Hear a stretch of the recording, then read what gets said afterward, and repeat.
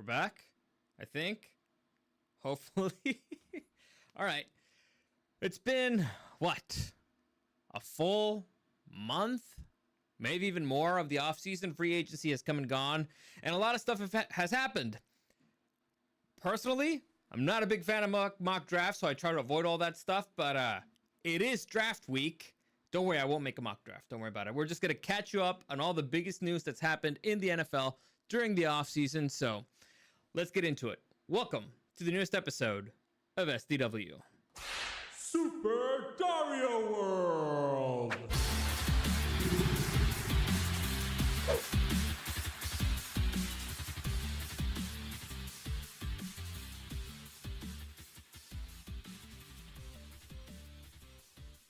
All right, Eric, welcome back. It's been a minute. I forgot how to do a lot of stuff. I don't know if you could notice, if you could tell. Yeah, I don't remember how to podcast. Right? It's bizarre. Damn. It's not like riding a bike. Definitely not. No, especially considering that we're not great at riding bikes to begin with. But a lot of stuff's been going on for us personally in the background and also in the NFL. So there's a lot of stuff that I want to get into, but we can save that for another pod. By the way, I decided not to continue reviewing Daredevil Born Again because I got bored after episode 3 and I kind of just stopped watching it. So in case you were wondering, that's why I haven't done a pod in a while. Also, I'm like in like 4-5 different softball leagues, so I've been very busy. It's a good thing. Also, I've been playing around with AI. I've gotten a few interesting creative ideas. Yes, it's the devil. You finally bit the bullet. Yes. Well, it's because I realized what this type of AI is. It's not the one that I was afraid of. All right. I'm afraid of a true AI, meaning a machine that thinks, and because they're going to destroy us. This is just a tool that makes life easier. It's so. It really does. It honestly, it's scary convenient sometimes, but we'll get that on another episode. You want to talk Nintendo, you want to talk the death of Ubisoft and gaming and stuff. So there's a lot of interesting stuff to talk about. We just kind of have to get in the rhythm of it again. It's difficult. Again, suffering from success. It's been busy. But let's get into the NFL unless there's something you want to say. Well, I haven't been keeping up much with the NFL because my life has been a little bit busy. The last couple months. So I'll catch you up. A little update. I'll catch you up on the biggest stuff. So just to clarify a few things here. I literally went through a bunch of articles in the NFL saying, basically, I typed in biggest storylines from the 2025 offseason. So those are the ones that I picked. Okay, I thought that there were other big things going on, but apparently people don't care when you get a new edge rusher or a new freaking lineman. So it's gonna be tough. So we're gonna discuss that, and at the end, I think we're just gonna give our thoughts on overall which teams are better or worse pre-draft. During the offseason. And it's going to be, honestly, pretty obvious to begin with. But let's just begin this episode kind of where we left off. But before we get into it, just a quick reminder, the draft is this week. It's Thursday, April 24th. And it'll go on till April 26th. I don't know what time it starts, but it's going to be this week. So it should be fun. Again, I hate mock drafts. I hate this period of the NFL because all the news is just speculation, and I hate it. We're only going to give you facts, okay? We're only going to give you information that is confirmed because I fucking hate everybody having a stupid opinion on mock drafts and all that stuff, okay? So just getting that out of the way. So before we get into it, I'll give you the facts. Yeah, comments, Chargers questions. win the Super Bowl. Hells yeah. Undefeated season. Comments, questions, suggestions, you can find me at DarioSDW and at Super Dario World. Like, subscribe, share this video. It really helps me out. It might even motivate me to do more stuff. You don't know. Sandman says it starts at 5 p.m. I'm assuming 5 p.m. Pacific because that would be kind of late for the East. No, 5 p.m. East Coast kind of makes sense, right? 5 p.m. East Coast. Whatever. Anyway, let's get into it. So we'll begin kind of where we left off with the coaching carousel. Teams that were looking for head coach by the last podcast that we have was the Bear, or who currently had a new head coach, Bears, Jaguars, Patriots, Raiders, Cowboys, Jets, and Saints. So far, all of the vacancies have been filled. Ben Johnson, the former offensive coordinator for the Lions, got hired by the Bears. This was probably the hottest name out there this offseason. So, oh yeah, okay. Sandman says it's 5 p.m. Pacific. So there you go, Thursday, 5 p.m. Pacific. So, hot hire. He's got a brand new quarterback, Caleb Williams, the first round, the number 1 overall draft pick from last year. We'll see. The Chicago Bears, in free agency, they beefed up their O-line, so we'll see. The biggest thing that Chicago needs, in my humble opinion, is a culture change. We'll see what Ben Johnson can bring from his time with MCDC. So we'll see. Next, I always love it. I always love it when people say like, this place what they really need is a culture change. It's like we really need is completely to fundamentally change who we are. Okay. Yeah, basically. We need to fire a whole bunch of people. Next, the Jaguars hired some guy named Cohen. I forget his name. I forget his first name, but he was the offensive coordinator for the Buccaneers. I mean, dude was there for 1 season. He did a good job. The way he got hired was a little weird because he supposedly re-signed with the Buccaneers, and then he was like, "Nah, I'm going to the Jaguars." But okay, you know what? Good for you, I guess. Sandman says. Also looks creepy. Yeah, Sandman says, "Thank goodness Wilson McCarthy." I'm assuming for the Bears. Next, on another fantastic hire, the Patriots hired Mike Vrabel, former Tennessee Titans head coach, who I can't believe other teams did not pick him up last season. So good for the Patriots. Honestly, he's a former Patriot himself. If the Chargers had not hired Jim Harbaugh, he probably would have been my next best choice. But, he was a Patriot. He knows the Patriot culture. He might be able to turn things around. He's a proven head coach. And he did really good with a dumpster fire of an organization that was the Titans. So we'll see what he can do with the Patriots. Good for them. So far, all the moves that I've heard sound reasonable. And they have, the 4th overall draft pick. So this might be the team with the best turnaround this offseason. So they were dead last. Patriots are the ones who... It was Mayo, right? Their coach who fucked up their draft pick. Yeah, Gerard Mayo. Yep, that guy. So one final FU out the door. That the victory that got him fired. But we'll see how that goes. I think the Patriots. I don't expect them to go to the playoffs, but I think they'll have the best turnaround. So next, a phenomenal fucking hire that I fucking hate. The Patriots. I don't know if to say the Raiders picking up Pete fucking Carroll. God damn it. Pete Carroll, as you might know, Super Bowl went through the roof in Vegas. Yep. Super Bowl winning head coach with the Seahawks. They let him go for, I don't know, reasons. But still one of the greatest head coaches of all time. This infuriates me because it makes the Raiders automatically a threat. Because no matter what you give Pete Carroll, the man will make a dangerous team. So I hate it. I hate it because now every single head coach in the AFC West has been to a Super Bowl, and 3 of them have won a Super Bowl. The only one who hasn't is our head coach. So it sucks, but it's only fucking appropriate, isn't it? Yeah. As Jim Harbaugh says, competitors welcome. So fuck you, Raiders. Fuck you, Tom Brady. This was a phenomenal hire. I hate you. Next, on the most what the fuck hire of the offseason, the Cowboys fired, quote unquote, Mike McCarthy and picked up his defensive coordinator, Brian Schottenheimer, son of Marty Schottenheimer, who, I don't know if you know this, but there was an interview. By the way, Marty Schottenheimer was probably the best head coach the Chargers have had. He had a phenomenal team, always winning seasons, but he can never take them all the way, and he got fired. Anyway, Brian Schottenheimer worked for Marty when he was with the Chargers, and the press asked him, like, dude, basically, he wasn't very good. And they're like, would you ever fire him if he sucks? And Marty was like, no, because I have to sleep with his mother every night. And so, yeah, this kind of tells you a lot about the guy. If his own dad if his own father's kind of like, oh man, I wish I could fire him, but I can't because of his mom, I'd be concerned. This was an odd move for the Cowboys. Very odd move. Is Jerry Jones banging Marty Schottenheimer's wife? Is that what it is? I don't know, man. I don't know what's going on, but this is weird. It's maybe the worst head coaching hire. I mean, it's still, we still have a lot to see, but if I have to bet, I'd say that this was the worst head coaching hire. But who knows? He might be a genius. We'll see. Let's just say I'm not betting on the Cowboys.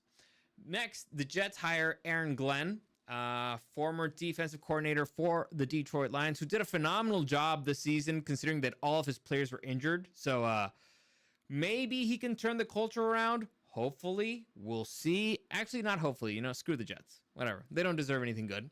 And finally, he looks like he'd be played by Idris Elba. I can see that.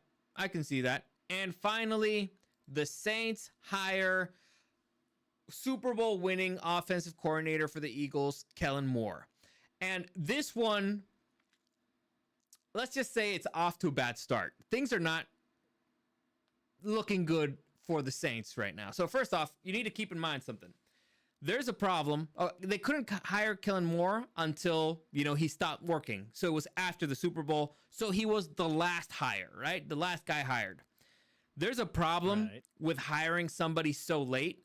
And the reason is that, well, when you hire a new head coach, what does he do immediately? He starts hiring his staff, right? So they start picking from the best people that they know.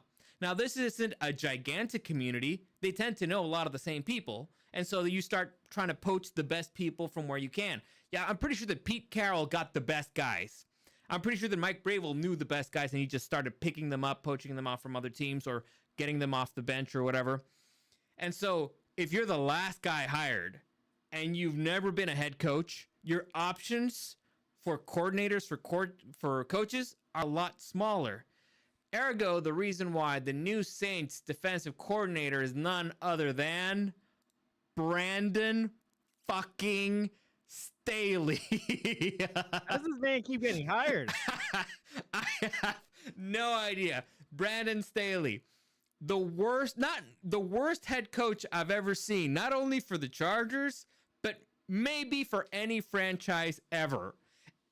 Kellen Moore's This is a very storied sport. Yeah, I mean it. Kellen Moore's former boss. So it's like, hey, you guy who got me fired, I have to go so fucking down the list of people I can hire that I have to pick you up. So this is Brandon Staley, the defensive genius who put Khalil Mack on Tyreek Hill. Khalil Mack's a fast guy. I'm sure he's faster than me. He's an edge rusher. He's a giant of a man. He's not going to keep up with the fucking cheetah. And this guy was like, it's a genius move. They'll never see it coming. Instead of they'll never see it coming because it's the stupidest fucking decision ever. But anyway, so teams are not betting on Saints, Cowboys right off the bat. Those two, I would not feel comfortable if I am any of their fans. We'll see. There is the possibility he hired him just so he could fire him. You know what? I respect it. I would 100% respect it.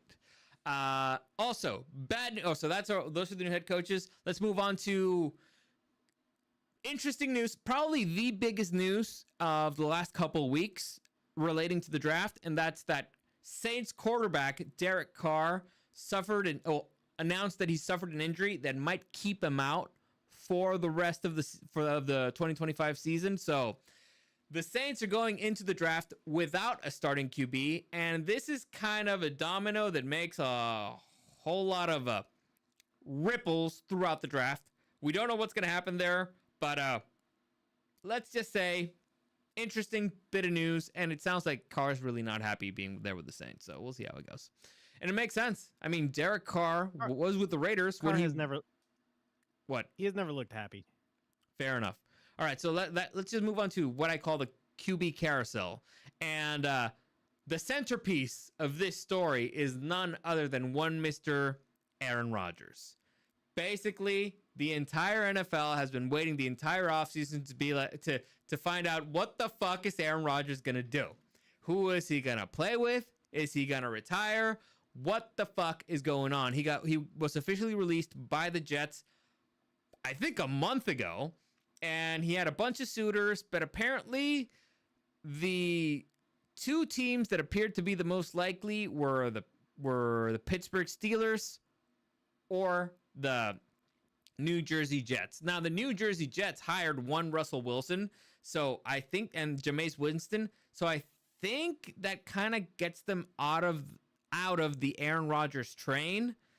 Also, they have a really high draft pick, so they might get their quarterback of the future there. So I don't know. I think that's no longer an option. So I guess Aaron Rodgers' main options now are the Saints, the Steelers.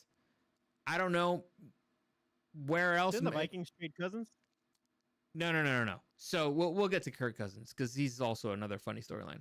So there's also the possibility of the Vikings. The rumors say that, oh yeah, Aaron wants to play for the Vikings, which would be hilarious because he would be 100% following the Brett Favre storyline or the Brett Favre history.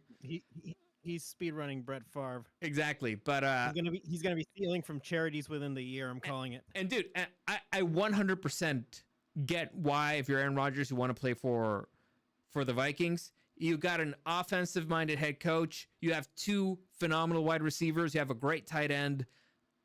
You have a good running back. Your homeboy Aaron Jones. So I get that, but the Pittsburgh Steelers ain't half bad either. You're going from a shit show of an organization, which is the Jets, to a blue blood organization, the Steelers, a reputable organization. They've had their shit together forever. A head coach who always has a winning record, and you have fucking Pickens and DK Metcalf to throw the ball to. I don't understand why he hasn't made a decision. It's weird. It's probably. What I saw, he had a long interview with them. He trained with them. You know, if I had to put money, I'd say the Steelers probably. I don't know what he's doing. Honestly, I don't know what he's doing because he says he doesn't really care about playing for money. So I don't know. Maybe he's depressed or something, or maybe he's dealing with real life shit. But basically, everybody's been waiting on what the fuck is Aaron Rodgers going to do. So we'll see. We're going to continue waiting. Big storylines from quarterbacks. Sam Darnold, hired by the Seattle Seahawks, 3 years, I believe $100 million. So good for him. He had a really good season last year. If I were him, I would have stayed with the Vikings. Because, again, I gave you. Leave? Did he choose to leave, or did they trade him? What happened there? I'm pretty sure the Vikings lowballed him. They weren't going to give him as much money because they have J.J. McCarthy, who got injured in the offseason last year. So it's a risk. Sam Darnold proved that he had chemistry with your guys. They like him there. You kind of revived his career. They lost really badly in the playoffs, right? Yeah, they got slacked in the playoffs. But against who? The Rams. So, but the issue wasn't really Sam Darnold. The issue was the O-line. So, we'll see. Hopefully this works out. If not, I mean, dude, congratulations. You made your money, but you went to an organization who has one wide receiver and a defensive-minded head coach. I feel like you've been there before in your career. But, good for you. Made your money. Geno Smith got traded to the Las Vegas Raiders, and motherfucking Raiders, stupid motherfucking son of a bitch. Again, Pete Carroll is your head coach. Where would you rank him in quarterbacks in the AFC West? AFC West? Is he above Bo Nix? Denver? Okay. That's an interesting question. Geno Smith, I can't believe how he turned his career around, because it was a phenomenal job that he did. I thought he was deader than dead after the Jets, and he's had a renaissance, and now I think he's a top half QB. Easy. All right? Easy. He might be, now let's just say top half QB in the league. Bo Nix had a really solid B, maybe a B plus. Bo Nix had a really solid rookie year. He would have been a contender for Rookie of the Year if it wasn't for the fact that Jayden Daniels had a phenomenally good season. Sophomore years are a lot more difficult. Just ask CJ Stroud. All right? So I think just for the reason that Gino's proven that he can do it for a few years now, I think Gino's got the edge. But Bo Nix might just, blow everybody out of the water this season. We'll see. He's got another year under his belt with a really good head coach who knows how to train quarterbacks clearly. So we'll see what goes on. We'll see what happens. Next, Bo Nix looks promising as hell, I'm not gonna lie. Yep. Justin Fields got hired by the New Jersey Jets, so good luck there, I guess. Well, good luck. They're turning that franchise around. Maybe. As I mentioned, Russell Wilson to the Giants. Daniel Jones went to the Colts. So now, what's up? Wait, so both the Steelers went to both New Jersey teams? Correct. You are correct. Yeah, and Daniel Jones. That's true. Hey, and Aaron Rodgers might go to the Steelers. That's funny. Well, Aaron Rodgers is worth both of them combined. But Daniel Jones went to the Colts, so now the Colts quarterback room, the competition is Daniel Jones and Anthony Richardson. So good fucking luck there. I would not be excited if I'm a Colts fan either. And let's see. Kenny Pickett, Super Bowl winner Kenny Pickett, went to the Browns.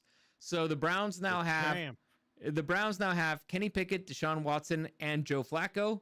And finally, officially benched? Kenny or Deshaun? No, Deshaun. I have no idea. I think he's still injured. I don't think they're gonna. They might not even let him play. I don't know what the fuck's going on. Biggest fucking trade bust in history, right? Definitely the worst fucking decision ever, especially giving him guaranteed money. They were dumber than dumb. I don't think it was a trade. I think they picked him up to be the fucking Browns. I think they picked him up as a free agent. So now I'm hearing that the Browns might not even get a quarterback in the draft. I don't know what they're doing. Good. Who likes the Browns? Yeah, you save a poor youth from that miserable hellhole. They screwed Baker. I don't care about him. They didn't screw Baker. They tried to kill him. They actively tried to kill that man. Okay. Finally, you're injured? You're playing the whole game. The final piece of quarterback news that's actually interesting is one that you alluded to earlier. One Mr. Kirk Cousins, who apparently the Falcons have been trying to trade the entire offseason and nobody wants him. So too expensive? Well, yeah. Well, hey, listen.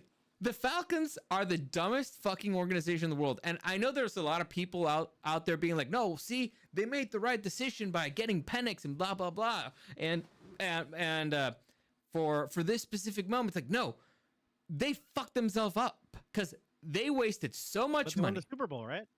Oh no, they didn't. They didn't even go. They didn't even make the playoffs. They didn't win the Super Bowl. They did not. No, I'm sorry if you missed it. But they hired Kirk Cousins though. They did hire Kirk Cousins, yeah. Because they were going to go to Super Bowl. To win the Super Bowl. But they didn't, though, because they're a bunch of fucking morons. Because, you see, they were so fucking clever, and they hired Kirk Cousins, coming off an injury, and instead of getting him, I don't know, maybe a lineman to cover him, maybe another weapon, maybe an edge rusher, which they really needed, they decided to get another quarterback. The quarterback of the future. Which, it's really good to have a young quarterback because it makes you save a lot of money in your cap. So you get a bunch of free agents. However, you spent that money on Kirk fucking Cousins and you benched him after he looked terrible. So since he looked terrible, that's the last any team saw of him. So then they're like, every other team's like, I'm not giving that guy money. He looked terrible. So if they would have left him in and he would have played better in the last few games, maybe other teams would have been like, all right, fine, I'll take a risk on Kirk Cousins. But now you're just in a fucking situation where nobody wants to pay him. And even if you find somebody who is like, I'll trade for Kirk Cousins, Kirk has a no trade clause. So he has to agree with whoever you agree to make a trade with. And he can say, fuck no. Fuck you guys. I'm going to make you spend all the fucking money and you won't be able to do shit for another year, and you got to pay me $10 million next season. So, hold up. Yeah. So what you're telling me is that right now, Kirk Cousins Yes. and the entire National Football League, 31 teams, Mm-hmm. are all collectively saying, fuck the Falcons. Yes, that is exactly what is being said, loudly and proudly. Fuck the Falcons. Again, All is right with the world. you put yourself in the worst fucking position possible. And any person who defended it is a moron. And you've proven it. So, all right. That's that. So if the Falcons find a trade partner, you know, after the draft, teams that don't have a quarterback, like, we really need somebody. Well, if that situation happens, let's say the Saints, they can't get a good QB in the draft, and like, man, they're not going to give him to the Saints because they're in division. But let's say the Steelers, they can't get anybody in the draft. And like, you know what? We'll take him off your hands. You take the majority of his salary. Let's say you pay him $27 million and we'll pay the rest. You know, kind of like they did with Russell Wilson. So you take the majority of the contract, we'll take him off your hands. Kirk Cousins could still say, no, I don't wanna. I'd rather stay here. I'd rather, just sit here. My wife likes it here. She's from the area. We'll just be here and take your money. So, I would kind of love him if he would do that. honestly, that'd be funny as fuck. So, listen, I don't think he would do it for like the Steelers, because the Steelers, again, they're a blue blood. They're a good organization. But let's say, what teams kind of have like a fuck up quarterback situation? Let's say the Browns. Let's say the Browns come a knuckin'. Yeah, if I'm Kirk Cousins, I don't know if I want to. No, I don't. I'm not going to the fucking Browns. Yeah, I don't know. They're going to kill you. Exactly. So, interesting times. Interesting times in Atlanta. We'll see what they do. I wouldn't be surprised if they draft another quarterback this season. They're just that fucking stupid. They do. Yeah. So, other free agency pieces of news. And again, I did not pick the stories. I just found images for them. I went through like 5 different articles and the top 10. I'll just tell you the biggest piece of news, and then we'll also mention some Chargers stuff because we are Chargers fans. But first off, we need to begin with a clarification. So I don't know if you heard this, but Xavier Worthy, the star wide receiver, rookie wide receiver for the Super Bowl losing Kansas City Chiefs, got arrested over the offseason. Now, a lot of people are like, okay, so the Chiefs are going to be without Xavier Worthy and without Rashee Rice, because Rashee Rice got arrested last season for drag racing or something. So the NFL has to penalize him this season. Really know how to pick them. Yeah. So there was a lot of speculation over that. News has come out. Apparently, the Xavier Worthy thing was more of a, let's just say, well, it appears to be an angry ex-fiance type of situation. So apparently the charges were dropped. However, the NFL is weird and they'll punish you for stuff you didn't do sometimes. So we don't know what. Deflategate. Kind of, yeah. So I don't know exactly what's going to happen here, but supposedly it's one of those situations. No, it could be that the charges were dropped by the fiance because the good dude's like, I'll give you money. But I don't know what's going to happen. We don't know what's going to happen. We'll see. But that's the news there. So if this guy does not get suspended, that's probably why. Just so you're not shocked. Just so you know, again, we only do facts in this show. Facts. Next. Actually, it's totally because the NFL is bailing him out because he's a chief. Yeah, honestly, that's probably why they wouldn't suspend him. But Sure, yeah. Next, probably the biggest signing this offseason, Jamar Chase and T. Higgins got re-signed. Boy, Cincinnati opened their fucking wallets by the Bengals, and now Trey Hendrickson's on the outside looking in, going like, yo, what the fuck, man? I'm the sack king this season. What the fuck is going on? So, listen, the Cincinnati Bengals had both of these guys last season. Strongest glass cannon in the NFL? Yes. The Cincinnati Bengals did not lose due to a lack of offensive power. They lost because they had no fucking defense. And now all their money... O-line. Or O-line. And now all their money went to 2 wide receivers and their QB. Phenomenal wide receivers and a phenomenal QB.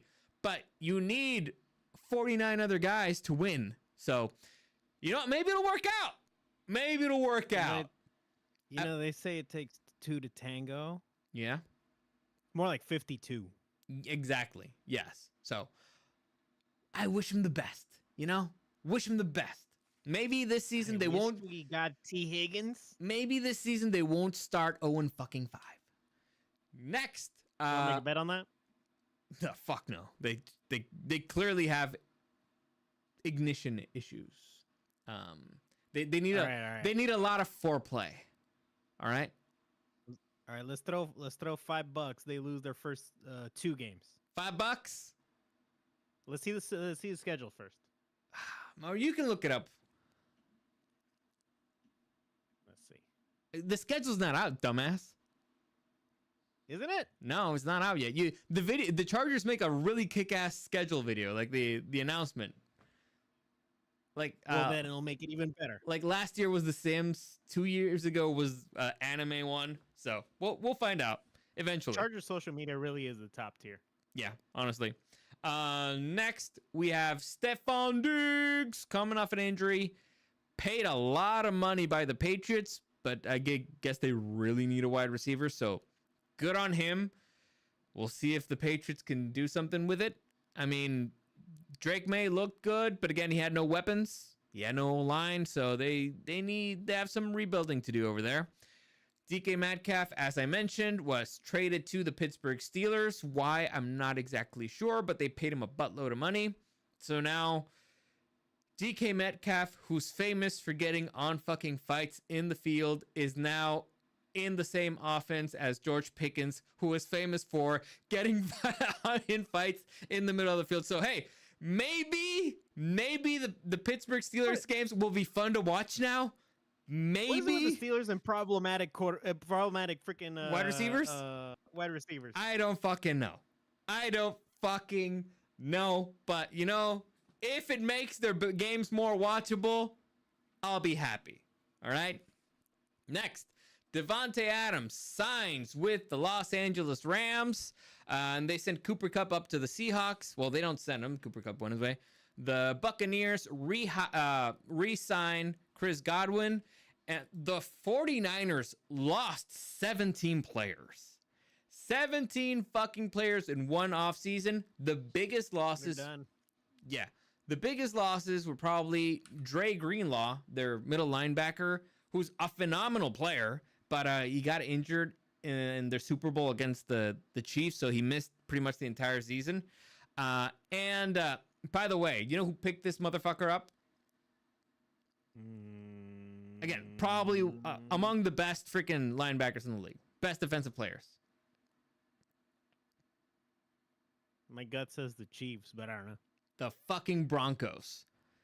The Broncos, not only did they get this guy, which makes their defense automatically better, they also picked up Evan Ingram, one of the best pass-catching tight ends available this offseason. So, fuck the Broncos very much. They did a bunch of really good moves.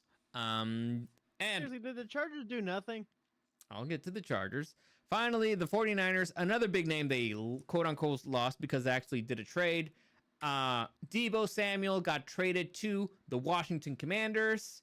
And while we're talking about the Washington Commanders, they also traded with the Texans to get left tackle Laramie Tunsil, which was a shocker because, I don't know, Laramie Tunsil, he might be problematic, but he's a good left tackle. So on the field, he does okay. Maybe one or too many flags, but I don't know if you remember, but CJ Stroud, he wasn't protected much by his O-line this season. So interesting moves by the Texans.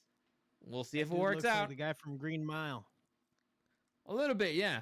But the point is, this makes the Commanders considerably better. And finally, we move on to the Chargers. So the Chargers, I don't want to say splashy moves, but the big move, literally, is they signed Super Bowl winning Eagles guard Mekhi Becton. This is a right guard. Dude's nasty. He's a big dude. He has injury concerns, but he's a really big dude. Just ask freaking Saquon Barkley how much he loves this guy.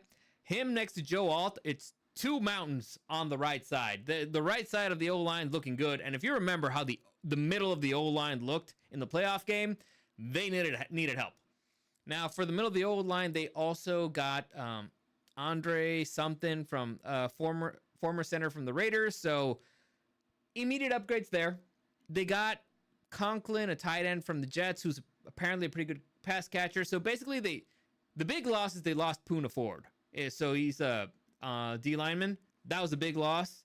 But other than that, basically, they went up from C and D players to B and C players. Maybe Mackay could be an A. We'll see, again, if health permits. But it was basically they raised the floor. No big splashy moves. Maybe if you want to say kind of splashy, they got Najee Harris for a year. Najee Harris has been a very successful running back with the Steelers when everybody knows that they're running the ball because they don't have a quarterback. So dude's always had 1,000-yard seasons. Dude has never missed a game, so hopefully he continues to be healthy. So good on. Again, I'm not thinking it's a considerable upgrade, but J.K. Dobbins, injury prone. This guy has been consistently healthy. We'll see what he can do with a good quarterback stealing some of the attention. And finally, we have the return of Big Mike Williams. So they lost Joshua Palmer, who went to the Bills. Speaking of the Bills, the Chargers also let go of one Joey Bosa. He got picked up by the Buffalo Bills. So Buffalo Bills maybe got better there if he can play more than 5 games.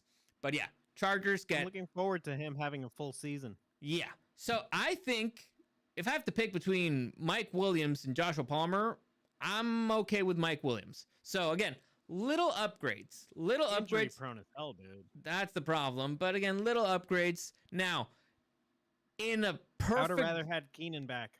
In a perfect world, they would have gotten Keenan Allen back. The problem is, I mean, they still could. The problem is that Keenan Allen is a great slot receiver, but so is Ladd McConkey. So they're going to be kind of eating into each other's productivity. Now, I don't think it's the worst thing in the world, but you kind of, what they need is something else. Maybe an X or a Z, but, or a deep threat, or like a speedster. Who knows? But listen, I don't think it would be the worst thing in the world to get Keenan Allen back.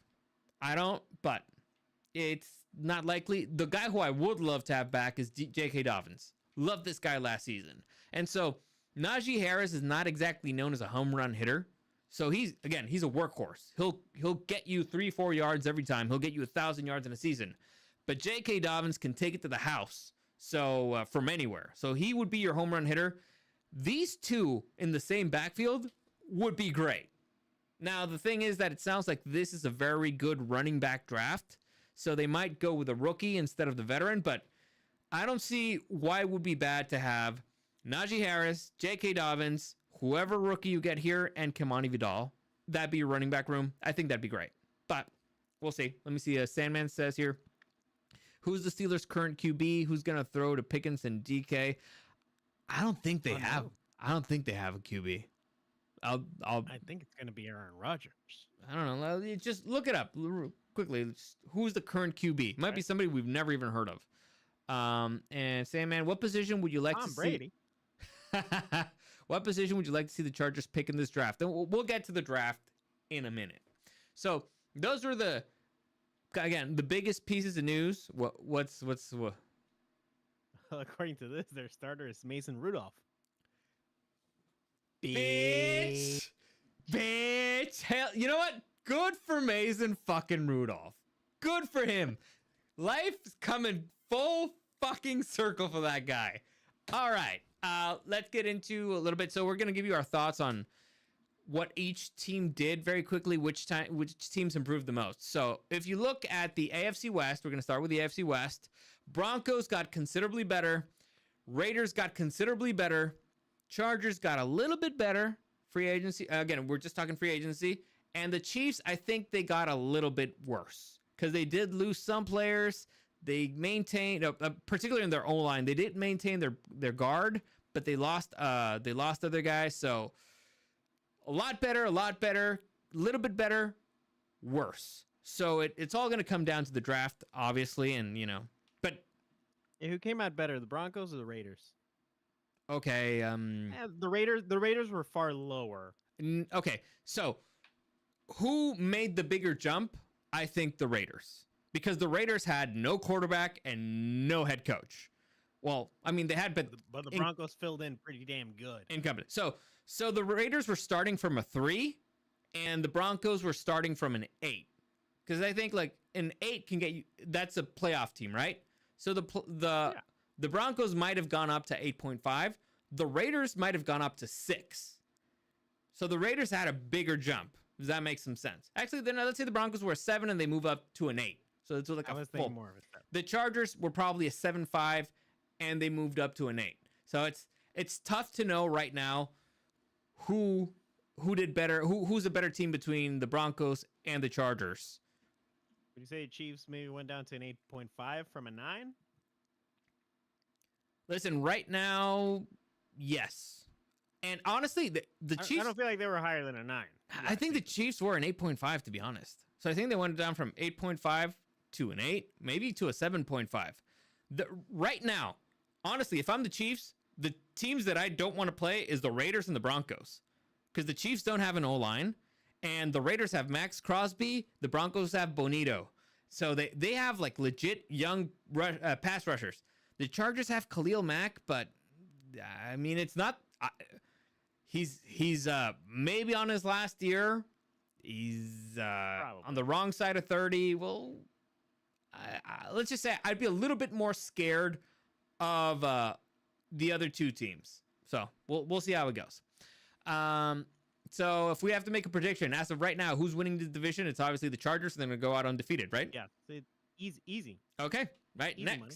AFC Second East. place probably the Broncos. The Broncos can make it in the playoffs wild card. Sure. AFC East. The Bills basically dropped Amari Cooper and they picked up Joshua Palmer. I don't think that's an upgrade, but okay. And they picked up. They dropped Von Miller and they picked up Joey Bosa.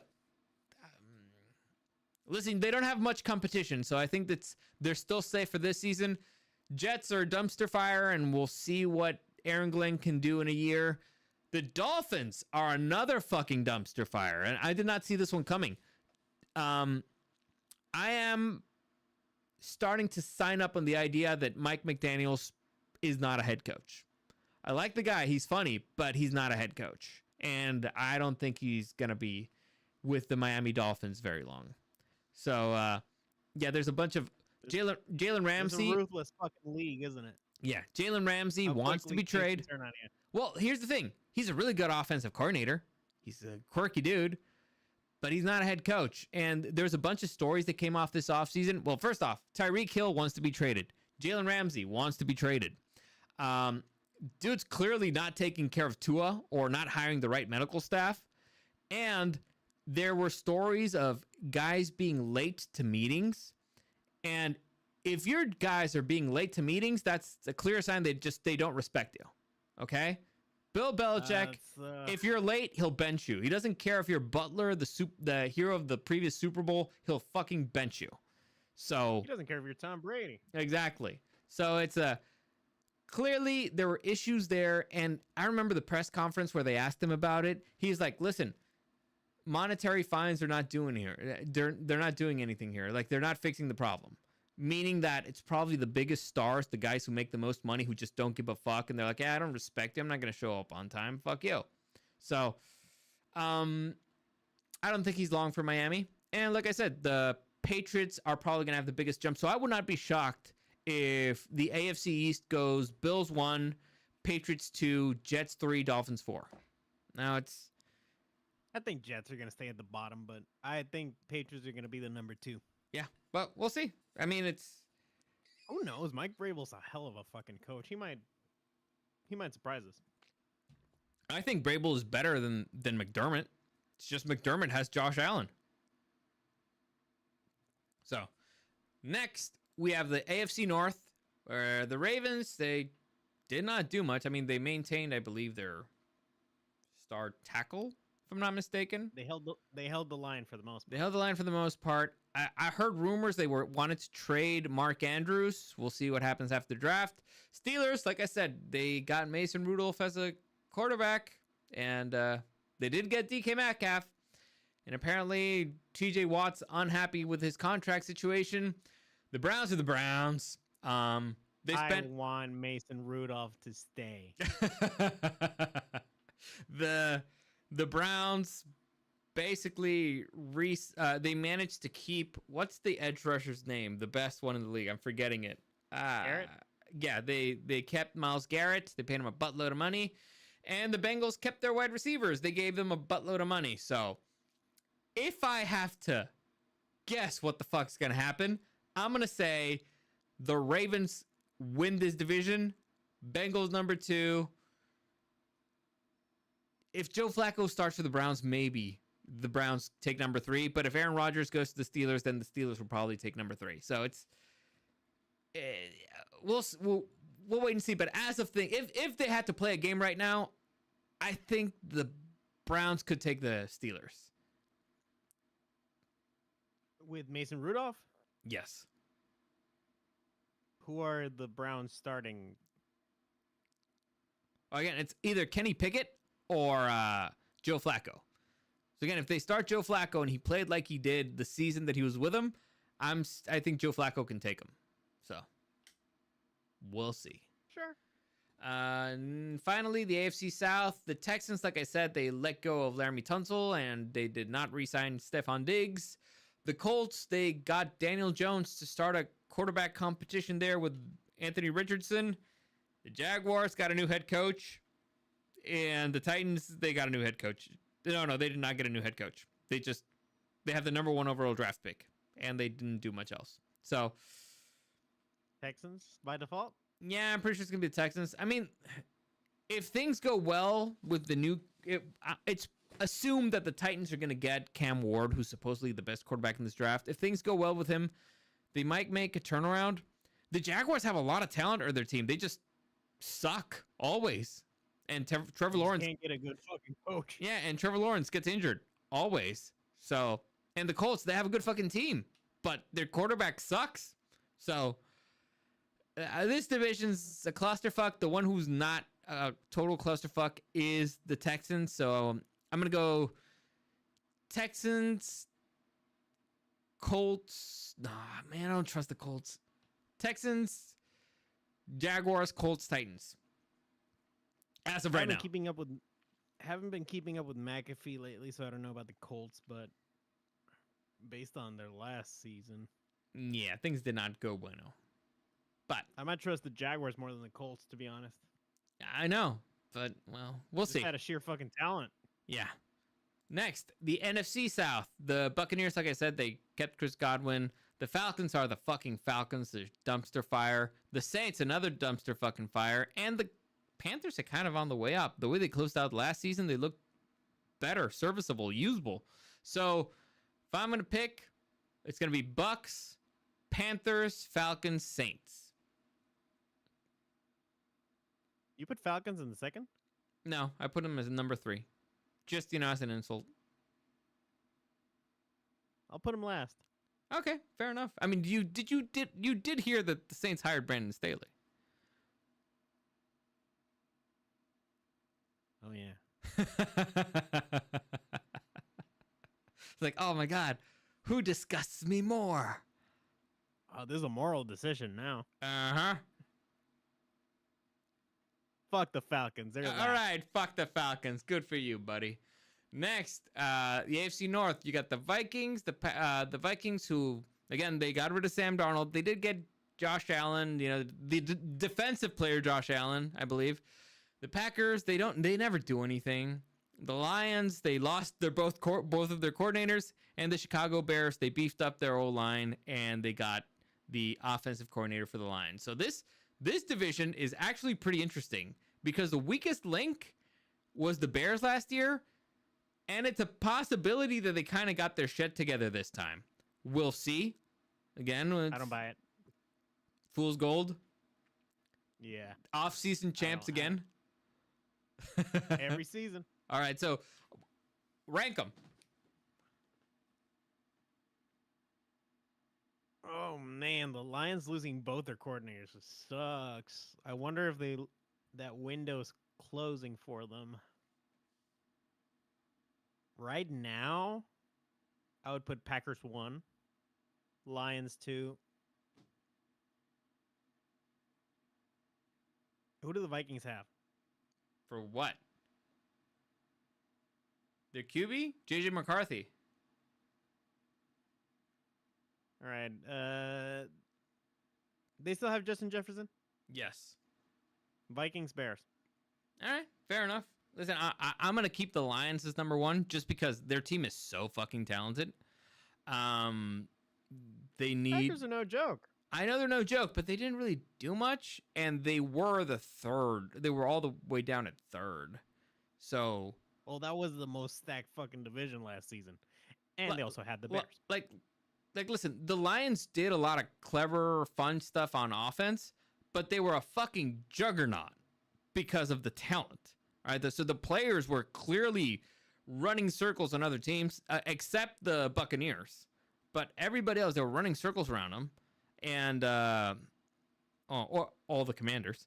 But let's see, Goff is an experienced QB. Caleb Williams a question mark. JJ McCarthy is a question mark, and Jordan Love is above average. I don't know. So better running team, better O-line. The defense has to be better with Hutchinson coming back. I'm going to go Lions, Packers, Vikings, Bears. And I'm not sure about the Bears yet, but let's continue. Next, the NFC East. This one's Eagles. They lost a lot of people, but they had so much fucking talent that it's not probably the end of the world. Cowboys. Who knows what the fuck the Cowboys are doing? They got an... you know, I just told you the name of the new head coach. What's his name? Marty Schottenheimer. Brian, Son. you were close. Yeah, there you go. Okay. The Giants, they got Russell Wilson as their quarterback. That's it. Well, they got the 3rd overall draft pick, so maybe. And the Washington Commanders. Unlimited. They kind of did get better. So, Commanders, I think they got a lot better. The Eagles got a little bit worse, but I still think they're above the Commanders. Cowboys just suck so much. I'm gonna give the benefit of the doubt to the freaking Giants. They're probably gonna be at the bottom. The Cowboys are gonna be at the bottom. I don't know. What do you think? Man, I'm only struggling on who's at the bottom. I think Eagles are still king. Commanders obviously 2nd.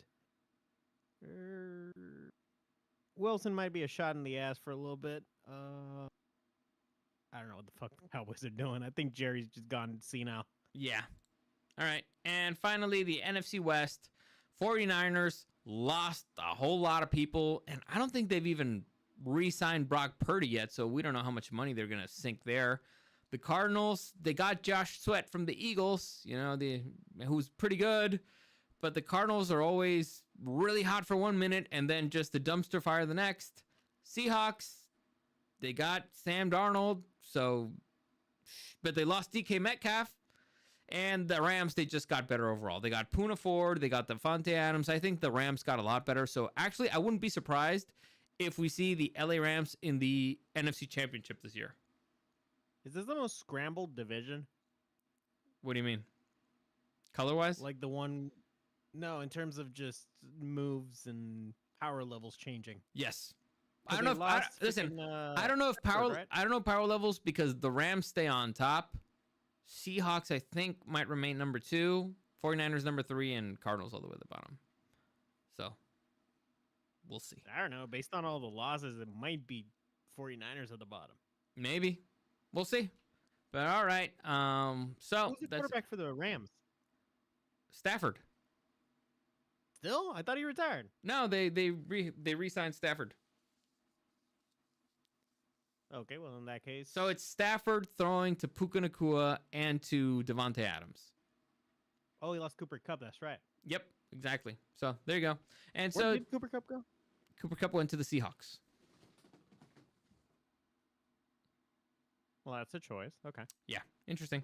So, to answer Sandman's question, who would I like the Chargers to draft this year? So, listen, what were the biggest...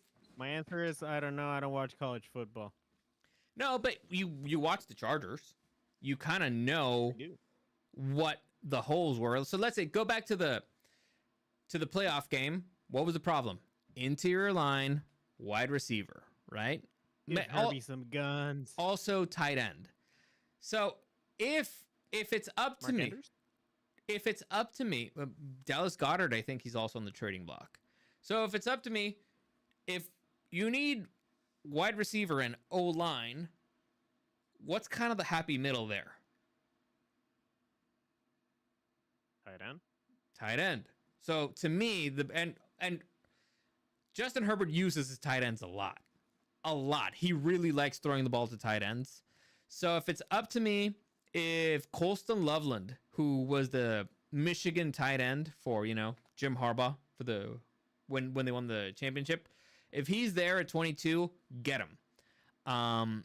If he's not there, well, the team needs wide receiver, O-line. They also need defensive tackle. Now, this is a really good defensive tackle draft, and it's a really good running back draft. So, and a really good tight end draft. So it's kind of one of those things where you need to make a choice where okay, so think about last year's draft. They had a lot of really good wide receivers, right? So yeah. So what the Chargers did was, okay, I'll get the number 1 overall tackle and like the number 8 wide receiver, and it'll still feel like we're the number 8 and the number 4 were not that different. So we'll still feel like we got a better deal because we got the best at one position and somebody who's, let's say, so we got 1A and a B. So do we want that, or do we want to get the third best, let's say, running back in a very deep running back draft where number 4 and number 8 maybe are not that different? And I don't know, the number 15 O-line. They need to decide what would be the best deal. So I would not be shocked if they went O-line because, it's Jim Harbaugh. Also because they think, well, there's a lot of tight end talent, there's a lot of running back talent, and there's a lot of defensive tackle talent. So we might get a really good player in that position in a further round. But after the first round, we're not going to get a good lineman. So we might get a great O-lineman in 1, a great defensive tackle in 2, and a great tight end at 3. But we won't be able to get a great tight end in 1, a great defensive tackle in 2, and a good O-lineman in 3. Does that make sense? If I followed the math correctly, yes. Okay. I understand the idea. So that, I don't know. Again, if it's up to me, get Colston Loveland. He's probably going to be name. Right. Phenomenal name. He's a known commodity. It's a position you need. It's a position of a lot of value. It's a position that your quarterback knows how to exploit. I think Coach is familiar with him. Yeah, I think they did enough to boost the O-line. So right now, if your starting O-line is Slater, Sion Johnson, Andre something, Mekhi Becton, and Joe Alt, that's a considerably better O-line than last season. Considerably better. So I can deal with that. If your starting wide receivers are Mike Williams, freaking Ladd McConkey, and Quentin Johnston, that's better than what you had last year. So the one that Conklin is better as a tight end, but I don't know. I'd still prefer that. And rehire J.K. Dobbins. That'd be great. That'd be phenomenal. But we'll see. I don't think we're gonna get a running back in the draft. I'm like 70% sure that we're getting an O-lineman. Like, I don't see that. Yeah, I would mostly. I would bet we get one. There is a lineman. I believe his name is Grace Abel, who plays pretty much every position on the O-line, and I don't see how 22 hits and that guy is on the board, and Jim Harbaugh is not like, I want give me the O-lineman. I don't know. It just You would say it like that too. Yeah. Actually, I got that from Matt Money Smith. He did a great impression. It was phenomenal. It's like, ah. But yeah. Or the defensive tackle might not be bad too. Again, we lost Poona Ford. Poona Ford was a big loss. So they might get the defensive tackle from Michigan. Again, another Michigan guy. I don't know. There's a lot of good options. They might move back. They might move up. I don't think they'll move up. They might move back overall. But again, if it's me, if we're on the clock and Colston Loveland's up 5 there, seconds. I'd get Colston Loveland. It's like no brainer. It'll automatically make your offense better. Your QB will be happy. Pretty much your head coach would be happy because that's his guy. So I think the fans will be really happy. So I think it's a no-brainer. It might not be the best final result for the draft, but at least for the first round, everybody would be very happy. So we'll see. We'll see what they do. I'll be happy, and that's all that matters. Right? Yeah. So let's see. Just far. Feel bad for 49ers. They missed their window. Probably yes. Honestly, dude, can you imagine Aaron Rodgers going to the 49ers? They'd be like, yeah, we're not paying you Brock Purdy, and he goes to the Niners.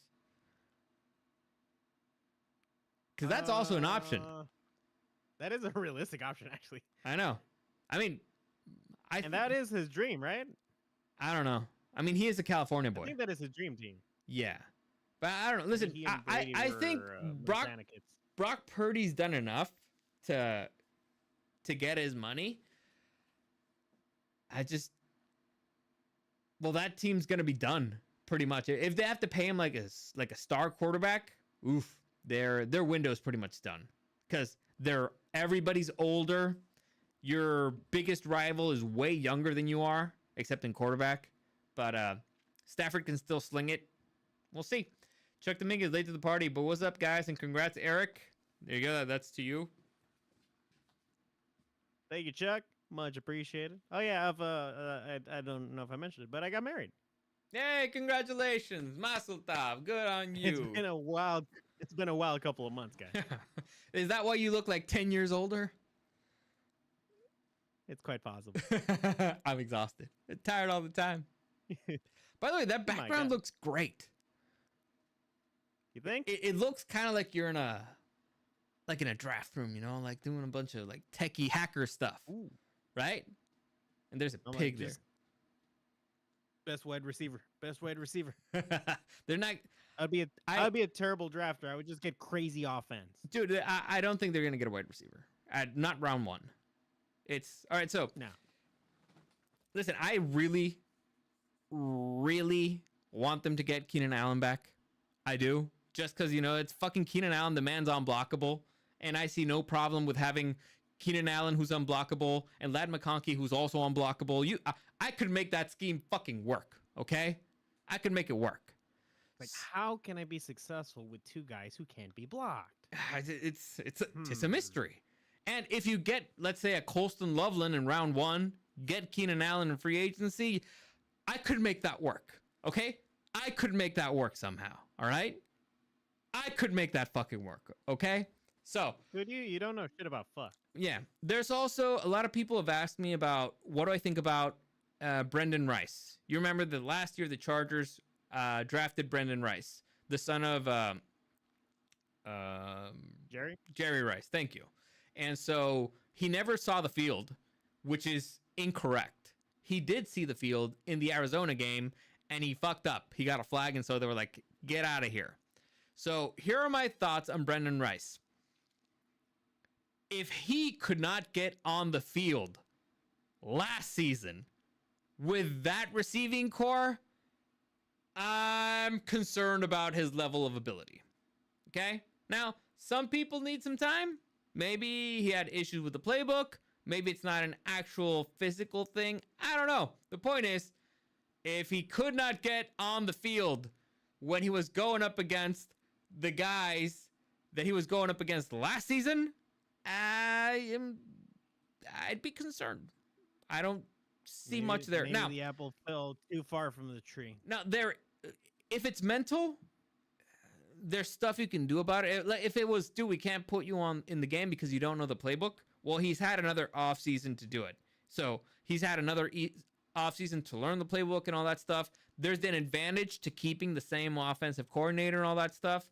So it's his opportunity to lose, I guess, because he could still make the roster. He could still make the field. And it looked like he had the traits in college, physical ones at least. So we'll see what he can do. Dude, I believe he was an X receiver. So he would now be learning under Mike Williams, a really great X receiver. So we'll see. I don't know. I think what they need is a speedy threat. Now, I really like Darius Davis, but I don't know why they don't use him more. I don't know. I don't understand a lot about this team. I don't know what was limiting them, but I know that for sure the team would be better with a Keenan Allen and a Colston Loveland level tight end, for sure. Oh man, I don't know. And it's one of those things where we're probably gonna get a lineman for the first round. I wouldn't hate it. I wouldn't love it. It's probably the smartest thing. There's just nothing exciting about it. You know what I'm saying? There's nothing spicy about that. Because Becerra says, "Sorry, I'm late. Who are you guys? I'm not gonna be waking up the neighbors for that one." Who are you guys? You look familiar. Says Gus Becerra. What's up, Gus? What's up, Gus? How's it going? I get it. It's not sexy. All right. People want sexy. That's why they come to this show. But hell yeah.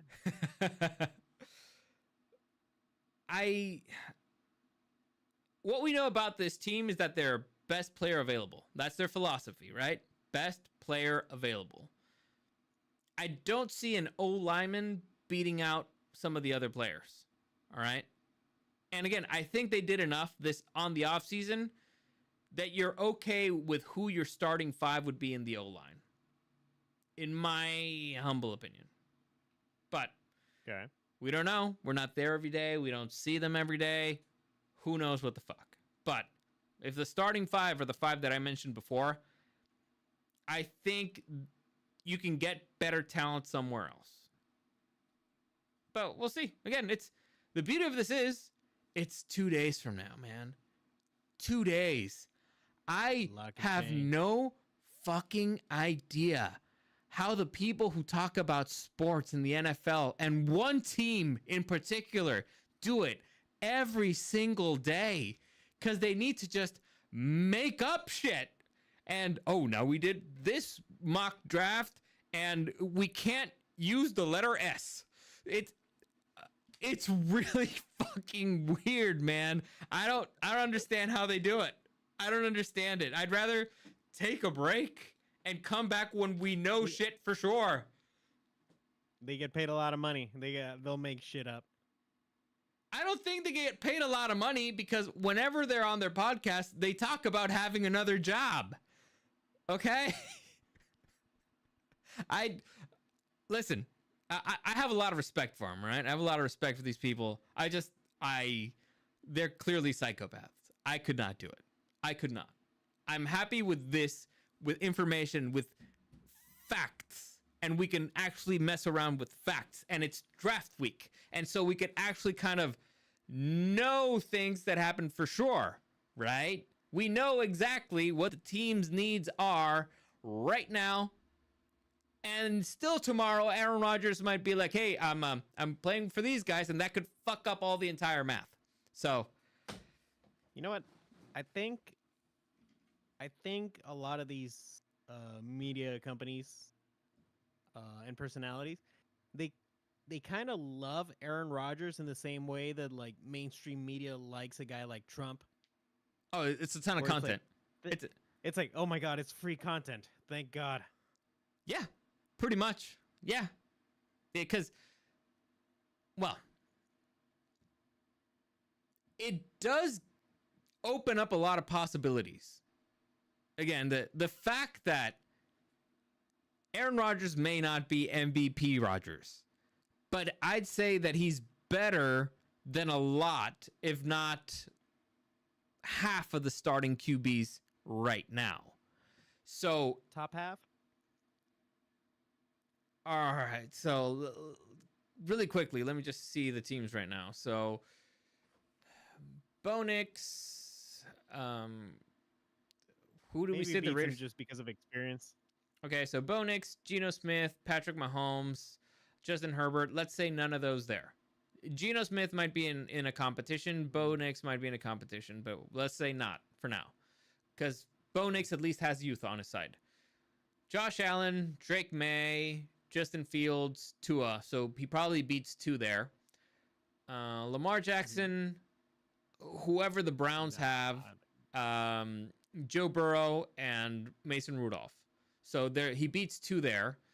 CJ Stroud and nobody else in the AFC. Okay, so he beats three teams in the AFC because I don't know if Trevor Lawrence, I would not put Trevor Lawrence above Aaron Rodgers. Not yet. Baker Mayfield. This is an interesting one. So the question is not Baker over. I would take Baker over him, and it's gonna sound weird, but I feel like Baker builds good cultures. All right, fair enough. Fair enough. 'Cause I was gonna say, I think that's a guy I want on my team. well, but here's the thing: like, if Aaron Rodgers had that team, meaning Chris Godwin and Mike Evans, who would be the better quarterback?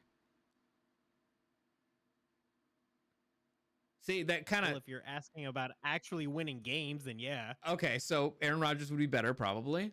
Michael Penix, don't know. Saints don't have a quarterback, and the Panthers kid, Young, he's still a question mark. Vikings, they have JJ McCarthy, Love, Goff, Caleb Williams, question marks. So two question marks there. Okay, NFC East, Cowboys and Giants beats out those two. 49ers, Purdy. So would you rather have Purdy or Rodgers? Rodgers. Okay, so then Murray or Rodgers? Kyler Murray or Rodgers? Bigger question. I think I'd go Rodgers. Sam Darnold or Rodgers? Ooh. Yeah. So yeah, I think that one's the most competitive one. yeah. So probably top half QB. He had a bad Barely. season. Well, two really bad seasons. Towards the end, he looked a lot better. The issue is that he is kind of toxic personality-wise. So but still, it's the NFL. People give people chances, which makes total sense him going to fucking Steelers because they have the most toxic people there and they can keep them under control. But we'll see. Let me Also, see. I have some breaking news from a source Okay. that the Los Angeles Chargers will not be drafting a quarterback in the first round. Are you sure? I got a source. Okay. I got a guy. I got a guy. I know a guy. Is it a sexy guy? Oh, all my sources are sexy. Okay. So yeah. I think the way that this draft's gonna go, the Chargers will get probably tight end, defensive tackle, running back, O-line, wide receiver in the first five rounds. So it's going to be, I'm not saying in that order, but those are the 5 positions that I think they're going to attack in the draft. So we'll see how it goes. I mean, if they pick one of each, I'd be okay with it. Running back, again, I don't love the idea of a running back, but we need one for the future because I don't think Kimani is it. And Najee is only there for one season unless they re-sign him, but we'll see. How do you feel about it? What would you pick? I feel. Oh shoot! I kind of like the idea of a tight end. Right? I think Loveland's my guy, and I'm only basing it just because I like his name and I want to say it a lot. You'd get the jersey. Ooh. I think I had a Gates jersey when I was young. So yeah, fuck it. Fuck it. Tight end. Earn it. Earn it, Loveland. Earn it. All right. Fair enough. So there you go. Is there anything we missed? Anything we should talk about before we get out of here? I mean, we managed to go an hour with all of the off-season talk. I'm amazed that so many other podcasts were able to do a podcast every day. Dude, again, they have to make up bullshit. Now there's certain people, analysts who I really like. So I like listening to Daniel Jeremiah because his job is basically watch tape from players and he talks about the players. So that's fun to listen to because he's giving you his opinion about us. So I think this is how I would rank the running backs. This is where I see him fitting, blah, blah, blah. He's good for with this scheme, good with the other. Not a good blocker, really good runner, good hands, stuff like that. So he actually breaks down players. That's fun to watch. That's fun to listen to. The talking heads who need to make up basically clips annoy the hell out of me. Like, what if the if what's this fucker's name? Nick Wright, that idiot. He's like, well, if Jim Harbaugh loves JJ McCarthy so much, why doesn't he trade Justin Herbert for him and their pick, blah, blah, blah. And it's like, he just wants to do clicks, all right? And it's because they have to make up content. And here's where you start seeing the difference of the people who actually have substance and the people who just have to make up shit. So again, the Daniel Jeremiahs of the world have content. They can actually talk about players, things that they've seen, things that they studied, things that they've analyzed, all that stuff. Because the dude puts in a lot of fucking work. The other guy makes up drama, dumb, stupid shit. And that's why when he talks, I don't respect him. I don't listen to him. All right, it's like that fucker from last year's draft in the Pat McAfee show who's like, Caleb Williams is like a mix between Patrick Mahomes and Aaron Rodgers, except better than both. And you're like, God damn. Are you fucking kidding me, guy? Seriously? Bill Belichick's sitting there like, the fuck are you talking about, man? I love the boldness, though. Listen, but I gotta love it. But here's the thing.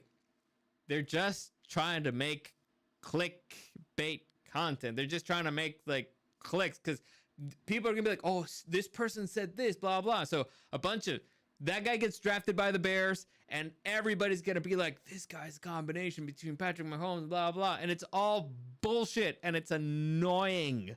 It's annoying as hell. My personal favorite one is Stephen A. Smith, where he just got bored and started running for president. Oh, there's also a lot of drama with Shannon. Is it Shannon Sharp? Shannon Sharp? What about him? Yeah, apparently he's getting sued in civil court over like a rape thing, but you don't go to civil court for it. And he says like, get ready, there's gonna be like a sex tape of me being released and it's gonna look really bad. And I don't know if it's gonna be really bad because he's not good at what he's doing or if what he's doing is kind of like let's say overly aggressive. I don't know, but that's dumb talking head drama and it's stupid. Well, according to Deadline, Shannon Sharp admits offering $10 million to settle rape claims, now calls $50 million lawsuit a shakedown. Now, offering a settlement is not an admission of guilt. Listen, you don't go to civil court for rape. You go to criminal court. So the fact that you don't tell me what to do. All right, you know, fair enough. Anyway, let's see. Gus Becerra, I wouldn't be mad at DT or wide receiver. Interior O-line late in the first round is retarded. Listen, if it's the best player there, like if they trade back and they end up getting an interior O-line, then I wouldn't hate it because especially they got other picks. But I think they have other players higher on their board. Chuck Dominguez, I went to WrestleMania both days. How was it? Hey, congrats. Did you see Mekhi Becton there? He was probably, the biggest guy in the freaking building. Gus Becerra, are you guys excited for the Lilo and Stitch movie? Let me tell you something. Not really. Let me tell you something. My big issue with 99% of the live action remakes is that it's the same movie, but worse. That's why I think probably the best adaptation of a Disney animated movie is 101 Dalmatians. Because the animated movie is from the perspective of the dogs. The live action movie is kind of more following the humans. So if you remember, it's the dude from Dumb and Dumber. Glenn Close is there. Dr. House is in it too. So it's a totally different vibe. I enjoyed it. Now, going to Lilo and Stitch. I saw the trailer. When the trailer started and they're showing all the alien stuff, you know, the spaceships and blah, blah, blah, I was pissed. Because it's like, it's the same fucking movie, but just in live photorealistic animation, blah, blah, and it's stupid. It's stupid. It's not photorealistic. There's another term for it. And it looks stupid. However, when they started showing scenes from Lilo, you know, the actual Hawaii part, they added different jokes. And I was like, oh, okay. I wouldn't hate it. I wouldn't hate watching this just to see, because I love the character Stitch, and it looks like the essence of Stitch is still there. So it's like, I'll give it a shot. Probably won't pay money for it. I'll just wait for it until it's on Disney Plus. I wouldn't say I'm excited, but I'm like, all right. My problem with all the Disney live action remakes is they're way too, I think the word is cynical. Where it's like, there is literally only one reason they're making them. Literally only one. They hate you. It is just easy money. Yeah. That's it. It has absolutely zero creativity. Like, they're not reinterpreting the story or trying, you know, like, fix little issues with the original or trying to take it in an interesting direction. Nothing like that. It's just a remaking of a movie that already did it better. But here's the thing. And again, is it going to be better than the original Lilo and Stitch? No. Was the Lion King remake better than Lion King? No. Well, was Mulan better than Mulan? Fuck no. Again, this is what I'm going to go with Lilo and Stitch specifically. It looks like it got the essence of the story right. Now, I have an issue with child actors. I think they all suck, but whatever. That's why I tend to not watch movies where the lead is a kid. But it looks... What about Home Alone? Hey, Macaulay Culkin was a phenomenal actor, okay? Phenomenal actor. I said generally. Anyway, what was I saying? So it looks like based off of the trailer, it looks like they got the essence of the Stitch character right. So, but they had him do more shenanigans. So it's like, all right. Like, for example, if our niece is like, would you take me to see it? I'd be like, all right, we can go. I would not probably go for any other reason, but whatever. Anyway, what else do we got here? I would try to make sure she doesn't know it exists. How many huevos did you guys find on Easter? Well, 2. I stole some from my niece, so 40. Is it Chucky Lozano or Chucky Lozano? I believe it's Chucky Lozano. Shannon Sharp getting Me Too'd. Gus is a mystery. What is some say is Chucky, others say is Chucky. I say Chucky. I've never heard Chucky. I don't know. Dude, okay, so, all right. So he's talking about WrestleMania. Dude was awesome. Snow White movie was awesome. Ha ha ha. Ohana for life. Live remake movies should be easy, but they still somehow messed it up. I agree. It's... Again, the one he's excited about is the one How to Train Your Dragon live remake. Again, there's just no point to it. I don't see the reason. Make new stuff. The original's great. You can go back and watch the original, and it's a great movie. Like I understand there's some people who just see animation and they're like, that's just not, I don't know, this is just not for me. But like, there's still gonna be a lot of CG in that movie, so.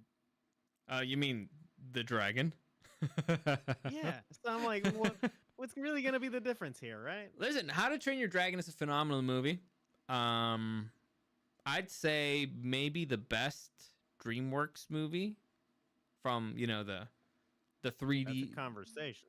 All right, okay, so. Shrek 2? Listen, I'm not the biggest Shrek guy. I don't hate it. Did you see Puss in Boots? The Last Wish. I did not, but I've heard great stuff. I've heard great stuff. That's a good fucking movie. Maybe. I haven't seen it. But for example, I really like Spirit. Sure. I don't know. I like Sinbad. Sinbad's fun. Anyway, point is, El Dorado is great. Point is, my brother, we are living in a time of creative mediocrity.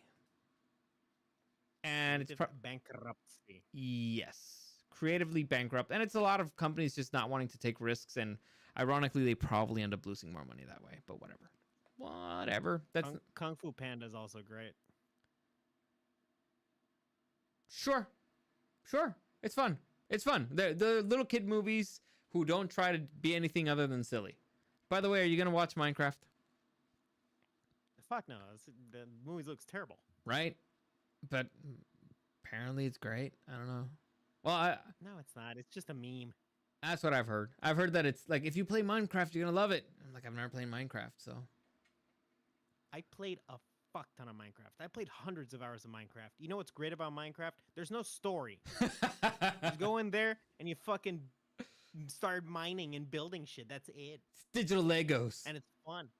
All right. It's digital Legos. That's it. Shrek movies are funny in Spanish. They are. Honestly, that's probably one of the best dubs. I've heard a lot of people be like, the dub's better than the original version, but I like the original better. I like both. I could go either way. All right. But anyway, that's it. That's it for today. Unless I'm forgetting something.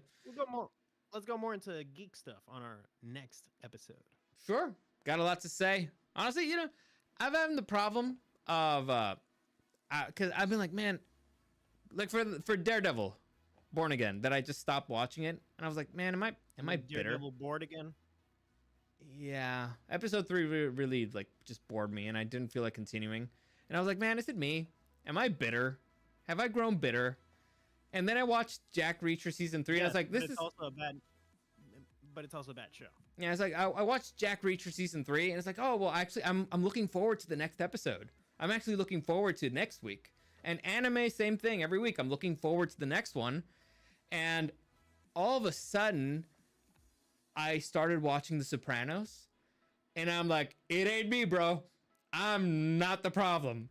The problem is the quality of the product being created right now. Because holy fuck was I excited. Am I excited to watch Sopranos right now as soon as I'm done with the podcast, man. That's a good fucking show, isn't it? Shit. By the way, Last of Us, I didn't get the whole thing, blah, blah, blah. Joel just died, Joel, blah, blah. I stopped okay, I'm gonna have to stop this. All right. I gotta give it to Last of Us. They finally made me root for Abby. Really? Really? So you're watching Last of Us? No, I only watched the fun parts. Oh, okay. All right, it's fine.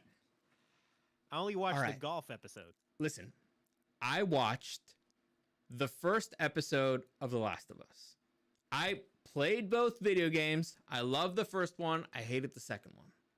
I watched the first episode of the series, and I fucking hated it. Why did I hate it? Are you asking? It's so beautifully shot. It's so close to the story. It's phenomenally acted. Blah, blah, blah, blah, blah. I hated it because it is a zombie show in HBO, and it wasn't gory at all. It was vanilla violence. And if you've played the game, that thing is violence and brutal and gory and terrifying and fun. So after the first I already hate the story on part 2. It's one of the worst fucking things I've ever seen. It's the only time I've ever wanted a video game to return my fucking money. It was a lot of fun watching Dario play that game. Fuck you. So I already knew that I was going to hate where the story was going to go regardless, because they said from the beginning, we're going to stick to the story of the game. So if I already hate where the fucking story goes, and I'm not having fun watching the gory zombie craziness, it's a PG show, why the fuck would I stay there? It's HBO. It should have been violence. It should have just been a bloodbath everywhere. And then Joel does not break the fucking dude's arm in episode 1. I was like, they fucking castrated Joel, basically. So Joel goes from being like a heartless, brutal all of a sudden enforcer, makes sense, the casting of Pedro Pascal. pretty much. But yeah, Joel goes from being a brutal, heartless enforcer, which is kind of the point of the beginning of the story, to being kind of just like a vanilla dumbass. So I saw the pilot. I hated it. I stopped watching because I knew where it was going to go, and I wasn't going to enjoy the destination, and I did not like the journey. There you go. And for me, I saw, I think, the first 2 episodes, and I realized, oh, it's just the game, huh? But worse. Yeah, well, I already played the game. Okay, so let's check the it was better, so cool. Dude, The Sopranos is a great show. Gus Becerra. Sopranos incredible. Gus Becerra. My goal was to derail Dario. Succeeded. Well, of course. I mean, you threw a Gus. fucking Molotov cocktail in here. And let me tell you something about The Sopranos. Let me tell you. First episode. It's one of the first lines of the show. And it immediately caught me.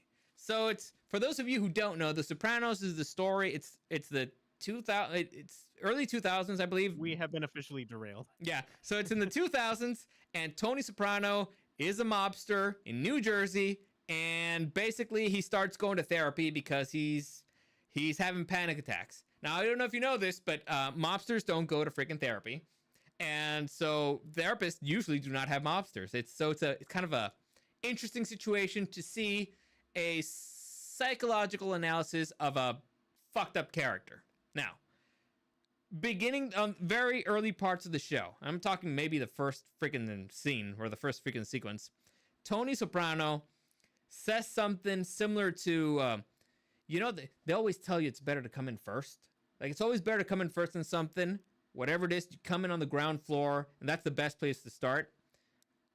Lately, I don't know if he said lately or my entire life, I felt like if I came in at the very end. And I was like, oh my God, so that's a common feeling?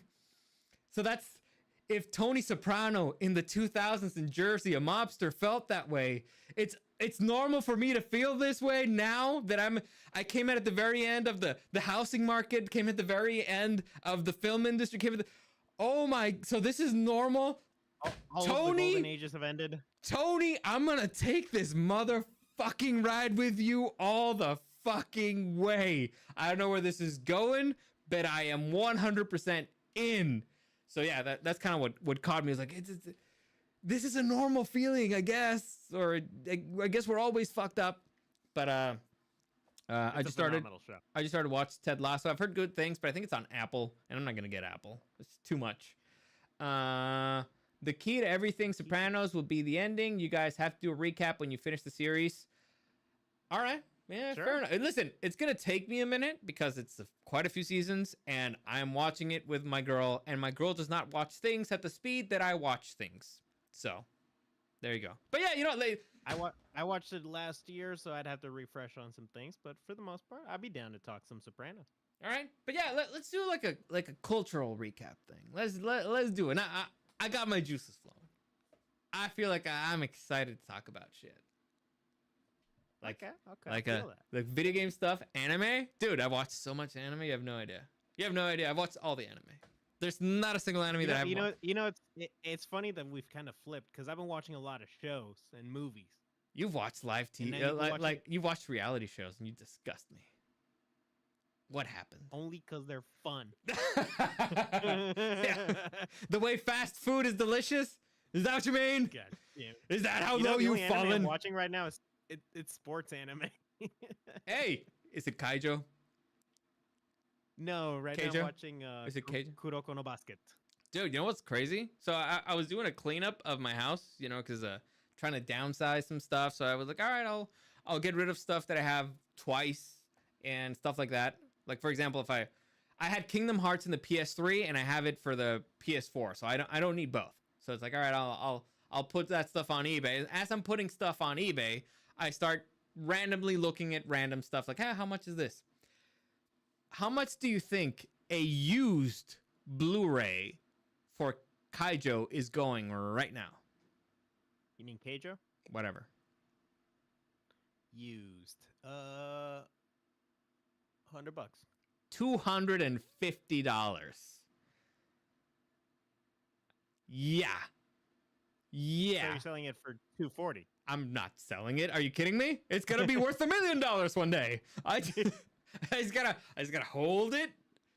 Hold it. It's like the stock market, it's a bro. gold mine, Jerry. Exactly. And you know, with the tariffs, it's gonna people are gonna well buy American or in America because it's gonna be cheaper. I ain't touching my stocks for 10 years. I'm writing this all the way down. But anyway, yeah, okay, that's a good place to stop. But yeah, we do need to talk about other stuff because there's a lot of interesting stuff happening. I just haven't really been in the mood. You know, it's like I don't know why. But anyway, let's see. I mean, podcasting is sort of something you got to get back in the role of, you know. Definitely a recap of Sopranos. Y'all are welcome. Lol, what up, boys? Toro Rosso, thank you for joining us. Even though we're about to leave. You know what, Toro Rosso, very quickly, I'll give you like 30 seconds if you have a question right now, NFL related. If not, we're just gonna get the fuck out of here. We're gonna go. We're gonna skedaddle because we already went through all the NFL news. You want me to keep the music up? Is that better? I don't know. Okay, no, you're doing a timer. I was like, what the hell's going on, man? We missed you guys. You know, miss you too, Chuck. Yeah, it's been weird. Like I said, we haven't really been able to coincide because the days that Eric's available, I usually end up having a softball game or something. But to be fair, you filled your life with softball.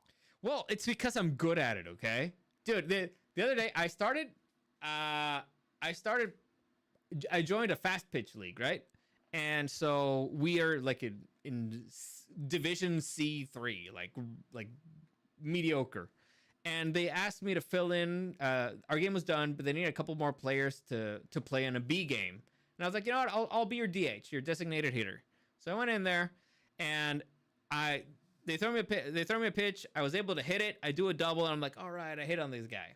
And then afterwards in the game, I hit again, single. Like, all right. And then they told me, dude, that's an A pitcher.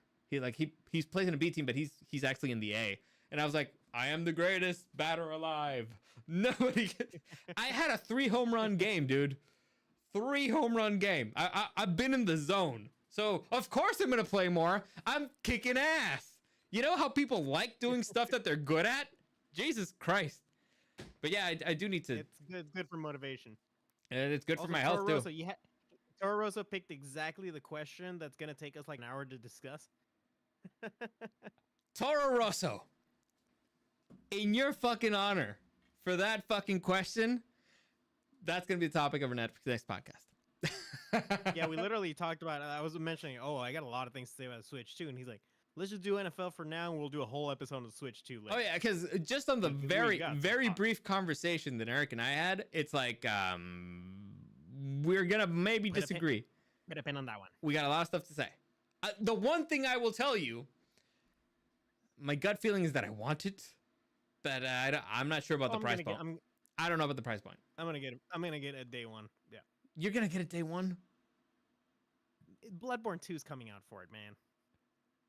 Metroid Prime's coming out too. But for reasons they can't. But for legal reasons they can't call it Bloodborne 2. Dude, they're doing a Metroid Prime first-person shooter again, which is a phenomenal fucking game. Like they made Mario Kart World looks fun. They did a remaster. Donkey Kong. Also, we're falling into it. We're falling into it. Yeah.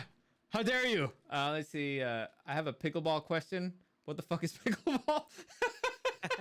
It's a green ball that stinks. Bella Bruja, I'll take it, brother. Thank you. Okay, so yeah. Well, very next podcast we do, it will be about video game stuff, and we'll start with the Nintendo Switch. Eric, let's call it right now. When are you available? Next episode, we're gonna geek the fuck out, and we're gonna geek the fuck out on. I don't know. Let me see my calendar. Actually, I'm free tomorrow. I'm not. I'm gonna go boxing. This guy. I joined a boxing gym with my wife. Yeah, good for you. Except that your wife will know how to beat you. Exhausting. Oh yeah. That's all right.